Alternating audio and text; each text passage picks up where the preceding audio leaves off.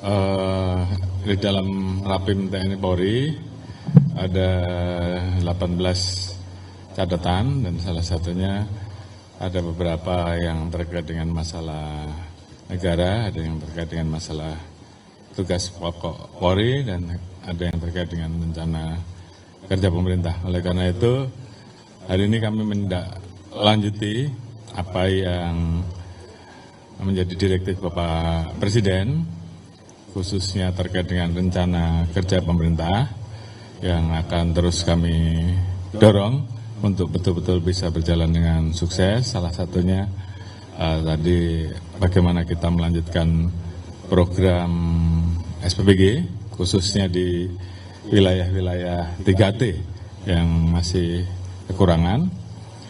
Kita akan lanjutkan, kemudian juga terkait dengan program ketahanan pangan khususnya Polri di bidang jagung, kami akan menyelesaikan, harapan kami sampai dengan akhir 2026 seluruh lahan yang tersisa betul-betul bisa tertanam karena Bapak Presiden memiliki target khusus dan mudah-mudahan semua target tersebut bisa kita selesaikan.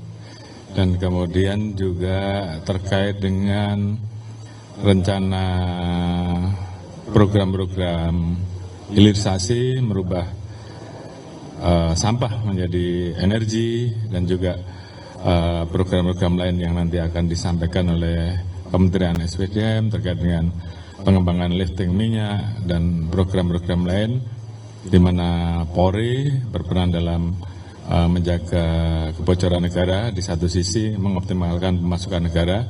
Itu hal-hal yang juga kita bahas sehingga kemudian rencana kerja pemerintah ini betul-betul bisa terwujud. Bagaimana Polri melaksanakan komitmen untuk mendukung penuh program tersebut sehingga pertumbuhan ekonomi bisa terus terjaga dan kemudian terus bertumbuh. Di satu sisi program-program yang membuka lapangan pekerjaan ini juga tentunya menjadi hal yang terus kita dorong sehingga multiplier efeknya, kemudian juga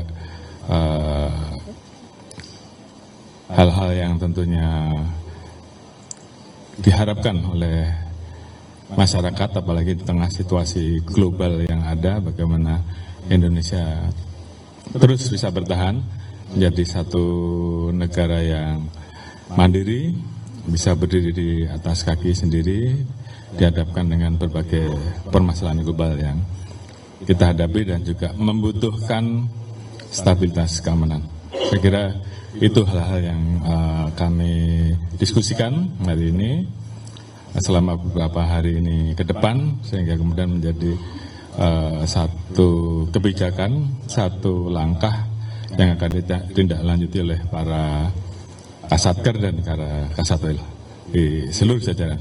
Saya kira itu. Cukup.